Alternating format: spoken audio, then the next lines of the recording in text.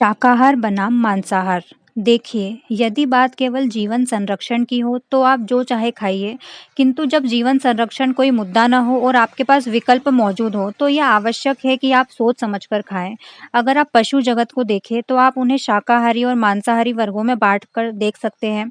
जीवों के इन 2 वर्गों के बीच उनकी शारीरिक संरचना और प्रणाली में मौलिक अंतर होता है।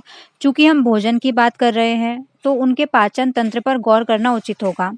पूरी आहार नली होठ से लेकर गुदा द्वार तक पाचन तंत्र का हिस्सा है। यदि आप इस नली के एक छोर से दूसरे छोर तक जाएं, तो पाएंगे कि शाकाहारी और मांसाहारी जीवों में कुछ बड़े मौलिक अंतर होते हैं।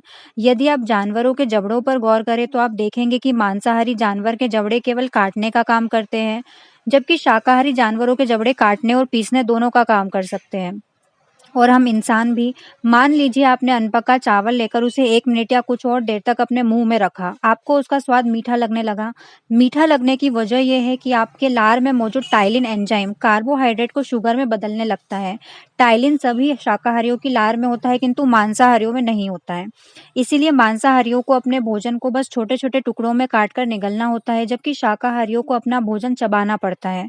चबाने और के दौरान खाने को अच्छी तरह पीसने और उसे लार के साथ मिलाने की प्रक्रिया होती है। यदि चबाने की प्रक्रिया ठीक से की जाए, तो पाचन प्रक्रिया को 50% काम आपके मुंह में ही पूरा हो जाएगा। यदि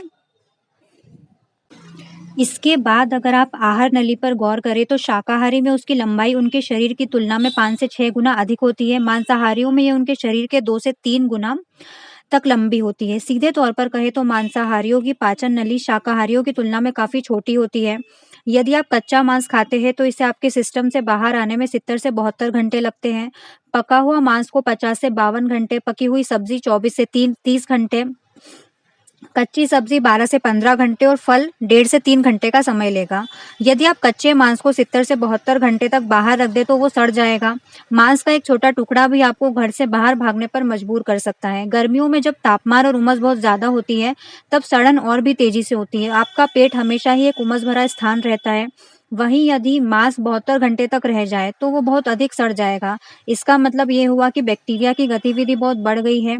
और ये सुनिश्चित करने के लिए कि बैक्टीरिया का स्तर आपको बीमार करने की हद तक न ले जाए, आपके शरीर को बहुत ऊर्जा खर्च करनी पड़ती है।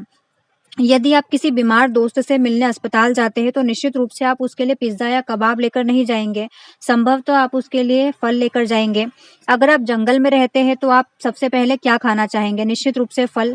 फल सबसे आसानी से पचने वाला भोजन होता है। अधिकतर मांसाहारी जानवर हर दिन नहीं खाते, दिन में 3 बार तो बिल्कुल नहीं। उनको पता है कि उन्होंने जो खाया है, वो बहुत धीरे-धीरे उनकी आहार नली से गुज़रता है।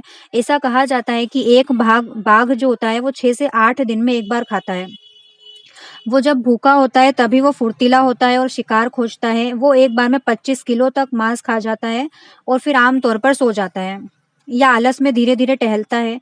एक नाग एक बार में अपने वज़न के 60% के बराबर भोजन खा जाता है और 12 से 15 दिनों में केवल एक बार ही भोजन करता है। मध्य अफ्रीका के पिग्मी पहले हाथियों का शिकार करते थे और उनके अंगों और मांस को कच्चा खा जाते थे।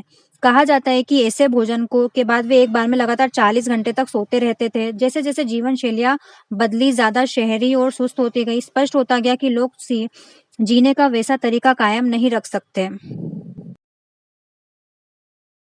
निश्चित ही आप वैसी जीवन शैली नहीं अपना सकते। आपको हर दिन खाना पड़ता है और निश्चित समय पर ही आराम करना होता है, क्योंकि आपकी पाचन शैली शाकाहारी जीवों जैसी है, जिसके लिए फल सर्वोत्तम आहार है।